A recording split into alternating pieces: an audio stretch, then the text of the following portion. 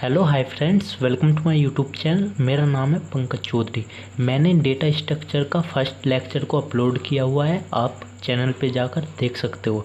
और ये data structure का सेकंड लेक्चर होने वाला है और आने वाली वीडियो में इसी सीरीज़ पे होने वाली है। तो आप प्लीज़ चैनल को भी सब्सक्राइब कीजिए, जिससे कि आप अच्छे से सीख सकें कि डेटा स्ट्रक्चर क्या होता है और इसके जो मेन टॉपिक्स होते हैं वो सारे के सारे मैं इसमें कवर करने वाला हूँ।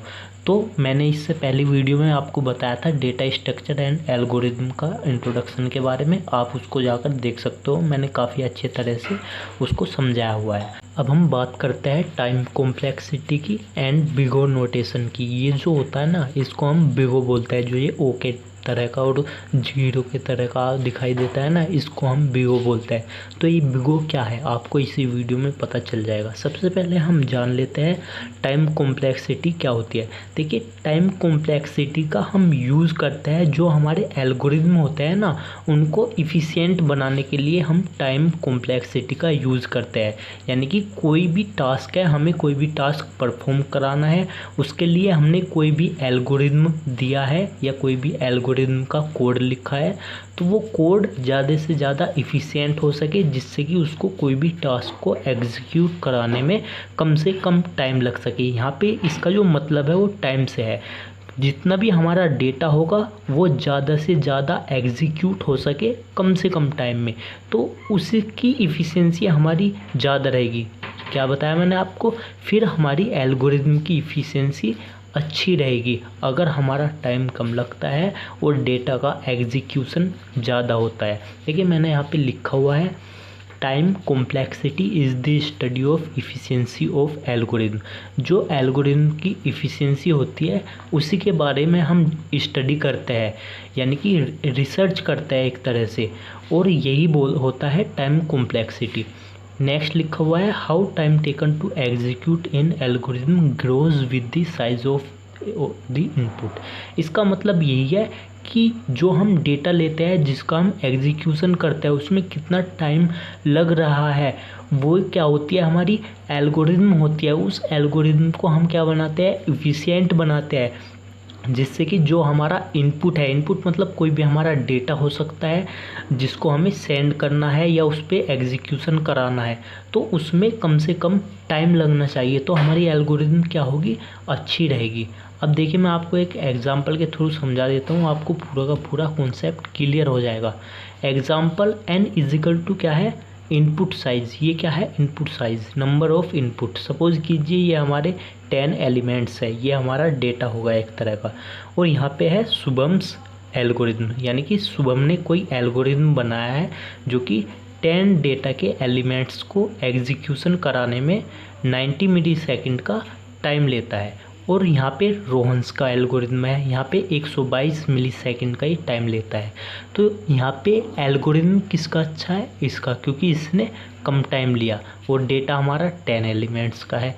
अब हम बात करते हैं, अगर हमारा 80 एलिमेंट्स का कोई भी डेटा है और शुभम का एल्गोरिदम उसको 110 मिलीसेकंड में कंप्लीट कर रहा है, उसको एग्जीक्यूट कर रहा है, लेकिन ये 124 में कर रहा है, तो यहाँ पे भी इसका अच्छा है, शुभम का अच्छा है यहाँ पे, क्योंकि ये कम टाइम ले रहा है और डेटा को एग्जीक्यूट कर रहा है। नेक्स्ट है यहाँ पे, अगर हम देखते हैं 120 एलिमेंट्स का, ये 180 मिलीसेकंड ले रहा है, ये 131, तो यहाँ पे किसका ज़्यादा अच्छा होगा एल्गोरिदम, इसका। तो अब हम बात करते हैं 1000 एलिमेंट का, ये 2 सेकंड लेता है और ये 800 मिलीसेकंड लेता है, तो यहाँ पे किसका है, एल्गोरिदम का। अब आपने यहाँ पे क्या देखा, जब हम कम डेटा लेते हैं, 10 से 80 के बीच में लेते हैं या 100 भी ले सकते हैं, तो कम डेटा के लिए किसका डेटा अच्छा है यहाँ पे, किसका एल्गोरिदम अच्छा है यहाँ पे, शुभम का, ठीक है। लेकिन हमने यहाँ पे देखा, जब हम ज़्यादा डेटा को लेते हैं, ज़्यादा एलिमेंट्स को लेते हैं, तो यहाँ पे किसका एल्गोरिदम अच्छा है, इसका। तो यहाँ पे 2 सिचुएशन बन गई कि एक शॉर्ट के लिए और एक लॉन्ग के लिए, ठीक है। तो ये सिचुएशन पे भी डिपेंड होता है। तो आई होप आप यहाँ पे समझ पाए होंगे कि एल्गोरिदम क्या होता है, उसकी इफ़िशियंसी को इंक्रीज़ करने के लिए हमें कैसा एल्गोरिदम बनाना होता है। एल्गोरिदम ऐसा बनाना होता है जिससे कि टाइम कम लग सके और एग्जीक्यूशन ज़्यादा हो सके। अब आप यहाँ पे समझिए, विजुअलाइजिंग बिगो क्या होता है। देखिए ये मैं आपको बिल्कुल सिंपल वे में समझाऊंगा, आपको अच्छे से समझ में आएगा। सबसे पहले आप इस ग्राफ को देखिए, ऊपर की तरफ मैंने यहाँ पे टाइम लिया है और इस साइड एन मतलब नंबर ऑफ एलिमेंट्स, जितने भी हमारे एलिमेंट्स है, और ये टाइम लग रहा है। अब सपोज कीजिए ये जो है ना, ये ऊपर की साइड ये यहाँ पे शो कर रहा है कि जैसे जैसे हमारा डेटा इंक्रीज़ होगा वैसे वैसे हमारा टाइम इंक्रीज़ होगा। ये एक एग्जांपल हो गया। आपके पास यहाँ पे कोई भी लैपटॉप है और आपका दोस्त दूसरी सिटी में रहता है, ठीक है।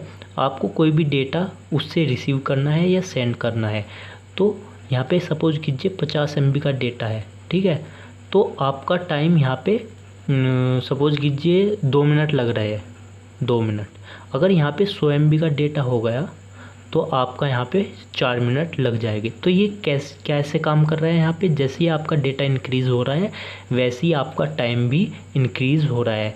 तो यहाँ पे इस कंडीशन में जो बिगो होता है वो n होता है। आप इस बात को याद रखिए, इसको हम लीनियर भी बोलते हैं। ये क्या होता है, बिगो ऑफ n, ये बात आपको यहाँ पे याद रखनी है। और जिसमें टाइम कांस्टेंट हो जाता है, अब आप एक एग्जांपल के थ्रू समझिए। आपका कोई भी दोस्त है, आप यहाँ पे हो, आपका दोस्त दूसरी सिटी में है, उसके पास भी यहाँ पे कंप्यूटर है, आपके पास भी कंप्यूटर है, और आपको एक 500 GB की फ़ाइल इसको सेंड करनी है या डेटा इसको सेंड करना है। तो आपको काफ़ी दिन लग जाएंगे अगर आप इंटरनेट के थ्रू इसको सेंड करोगे, क्योंकि वो किस कंडीशन में चला जाएगा, इस वाली कंडीशन में चला जाएगा। जैसे ही हमारा डेटा ज़्यादा होगा वैसे ही टाइम ज़्यादा लगेगा। लेकिन अगर आप कोई भी पेन ड्राइव लेते हो और उसके घर पे चले जाते हो तो आपको 2-3 घंटे लगेंगे सिर्फ रास्ते में, और जो आपका फ्रेंड होगा वो पेन ड्राइव में आपको उस डेटा को करके दे देगा, स्टोर करके दे देगा। तो आपका जो टाइम हुआ यहाँ से यहाँ तक उसके घर पे जाने में लगा, ठीक है, यहाँ से यहाँ तक ऊपर तक उसके घर पे जाने में लगा, और फिर उसके बाद तो एक टाइम क्या हो गया, कांस्टेंट हो गया। आप जाने लगे, आपका रास्ता है यहाँ पे 3 घंटे का, और आपके फ्रेंड ने एक पेन ड्राइव में उस डेटा को स्टोर कर रखा है पहले से ही। जैसे कि जब आप जाने लग रहे हो, जब आपने उसको कॉल किया कि यार मुझे ये डेटा चाहिए, तो उसने तुरंत ही पेन ड्राइव में उसको स्टोर कर दिया, और फिर आप वहाँ पे पहुँच गए तो उसने एकदम से आपको दे दिया। तो ये किस कंडीशन में आ जाता है कि हमारा टाइम तो लगा लेकिन टाइम फिर हमारा कांस्टेंट हो गया। डेटा चाहे कितना भी हो, टाइम हमारा उतना ही लगेगा।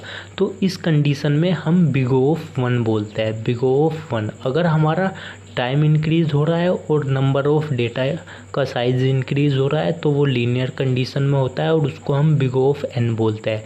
लेकिन जब टाइम कांस्टेंट होता है और डेटा चाहे हमारा कितना भी इंक्रीज़ होता जाए उसको हम बिग ऑफ 1 बोलते हैं। आई होप आपको यहाँ पे कॉन्सेप्ट क्लियर हो गया होगा। मैंने आपको काफ़ी अच्छे से समझाने की कोशिश की है। इसको भी हम पढ़ लेते हैं। If we were to plot 0 big of 1 and big of n on a graph they will look something like this. अगर हम बिग ऑफ 1 और बिग ऑफ n में प्लॉट करते हैं ग्राफ को तो वो कुछ इस तरह से हमें दिखाई देगा। इसका यही मतलब है। Thank you friends for watching my video. अगर आपको यहाँ पे समझ आया हो और अच्छी लगी हो वीडियो तो प्लीज़ मेरे चैनल को सब्सक्राइब कीजिए और बेल आइकन को प्रेस कीजिए, जिससे कि मेरी वीडियो की नोटिफिकेशन आपको प्रॉपर्ली टाइम से मिलते रहे। Thank you friends for watching my video.